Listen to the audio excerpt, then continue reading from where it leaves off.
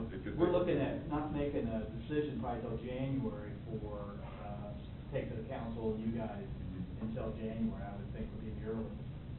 And this will give us the data to, if there's other options we need to pursue. If we look at this, we say, well, what about internal? What about participating in a plant in another city, EUP or something of that nature? I asked them to do one thing for me. I asked them to go to KCP&L, and I said, look, Gardner's uniquely situated.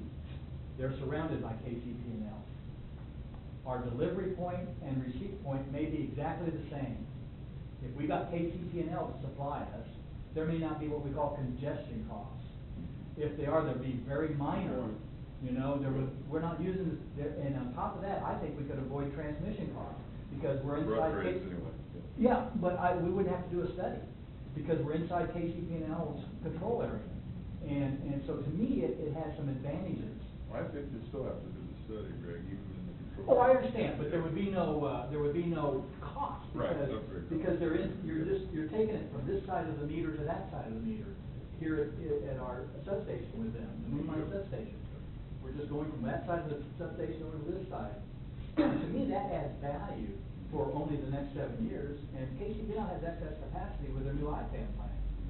They just built a new, 280 megawatt, 350 megawatt plant, IPAM too. So I asked KMEA. Bill's long. They are long. So I asked KMEA to go and talk to them. Okay. I said, It's a good plan. because we're uniquely situated in the scheme of things here.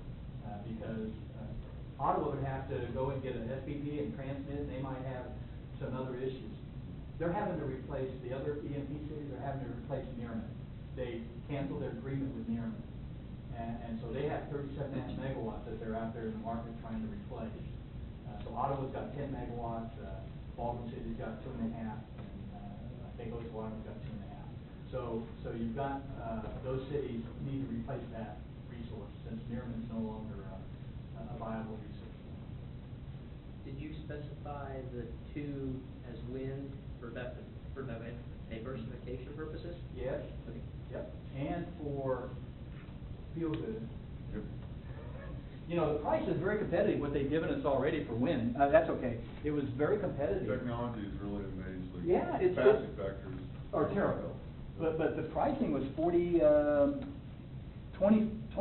to $35 for the energy, and I think there's a demand feature to it too.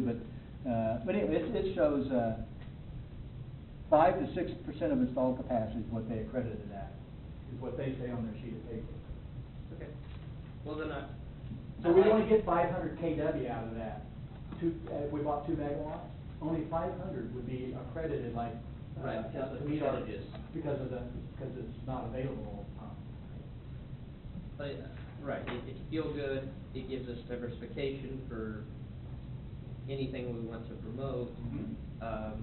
You're not locked into a huge number, you know, you're not saying 12 from wind, Right. So that in 2026, we can look for a good agreement for 25. Mm-hmm. I like it. Yeah, it's, again, we're asking you to help authorize Dave to have it funded at the city council on the 21st of July. Yep. So, am I to understand that's, the cost is $3 per kilowatt for the study? Correct. Yes. So there's 3,000. Up to. Up to. That's the maximum.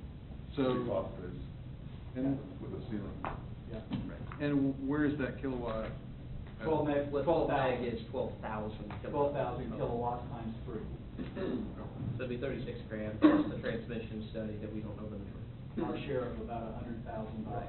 Out of what, 12? Well, we don't know how many people recommend, you know, it's a function of how many megawatts have been asked to be studied. Oh, And not just our the ratio number of is that cities. to that. So, you know, the last study I saw, they had 14,000 megawatts that was asked for.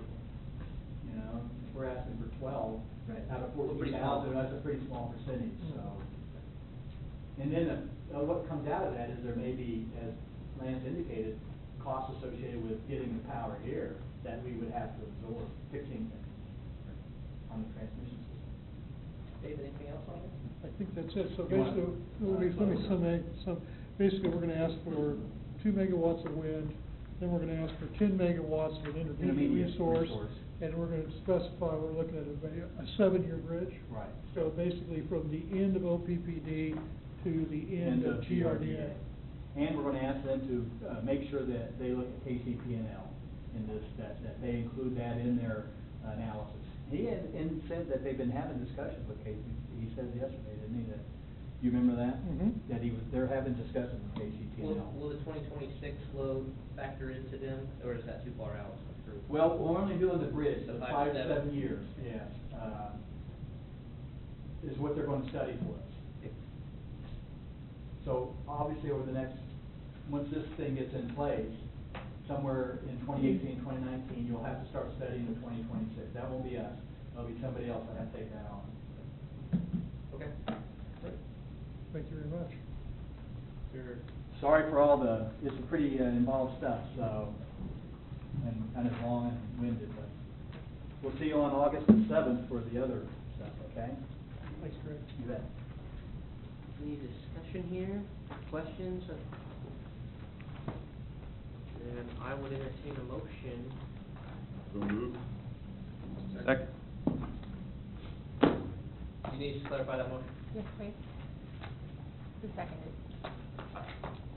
That's tough.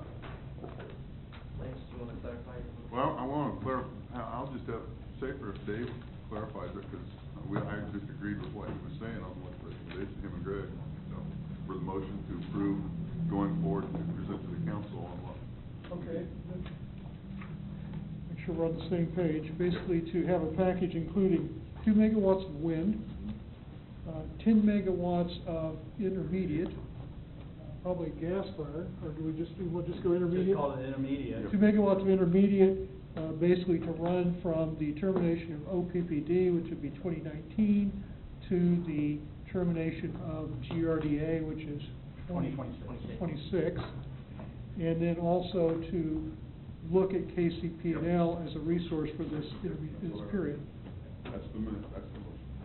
Okay, thank you. We have a motion and a second. Any more further discussion? All in favor? Aye. Aye. Passed unanimously. New business item number 4, discuss year-to-date budget through May 2014.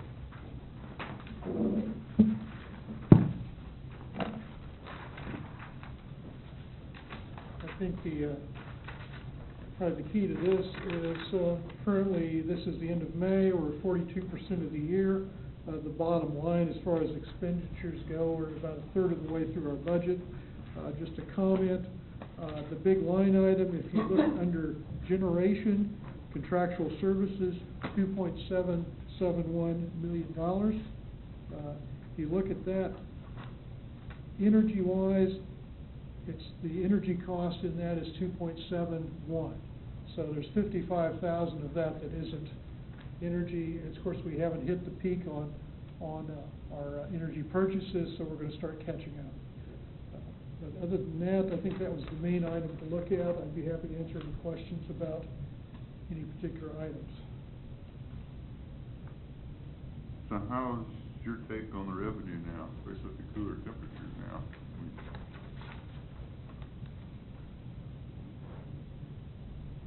Okay, well, it looks like our revenue is matching our expenditures.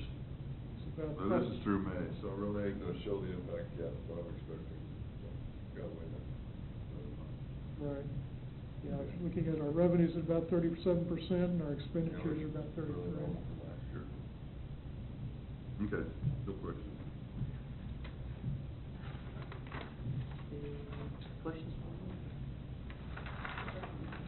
Okay. Business item number 5, discuss recommendation to the city council for a KME alternate director position. Right. Currently, we have 2 directors. Mr. Boyd is director number 1 with the term expiring at the end of April next year. And David Frank is director number 2 with the term expiring at the end of April 2016. So both the directors are set. However, we're entitled to nominate or appoint an alternate director to attend meetings on behalf of either director if they can't go.